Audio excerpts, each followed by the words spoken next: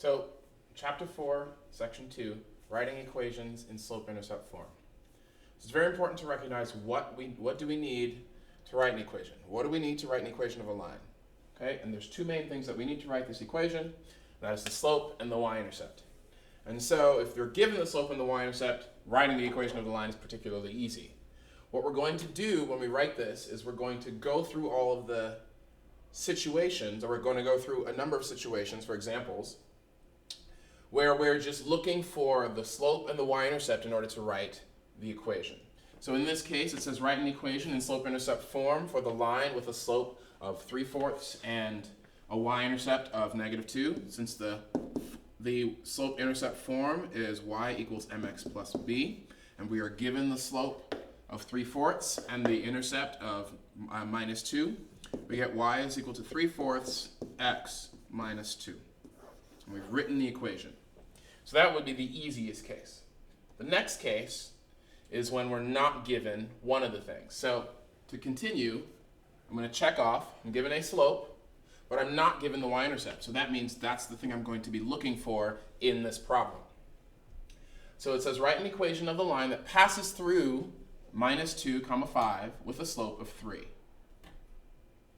And so when I'm given a point, I'm given a specific x and y. And the important part of this is that it says the line passes through the point. So if the line passes through the point, then this point, this x comma y, must follow the rule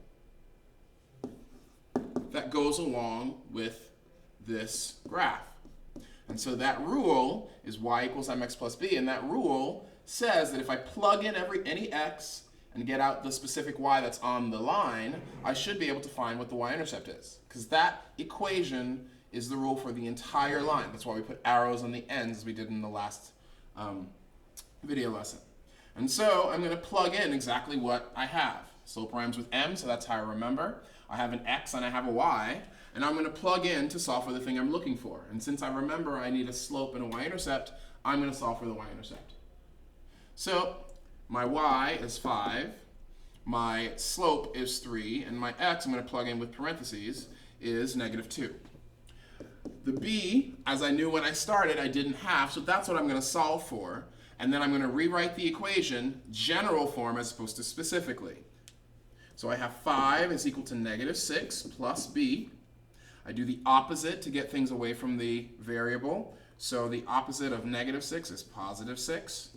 So I'm going to add 6 to both sides, and I get b, this y-intercept, is equal to 11. So I'm not completely finished because I haven't actually written the line that I want. Again, I'm not going to plug back in the y of 5 and the x of -2 because I want to write the equation, which is the general rule for the entire line. And so the general rule should be y equals m, which is the slope, because I need that, x, because that's the general x coordinate, plus, and then in this case, since it's +11, plus 11. And now I've written an equation that represents all of the points on this line.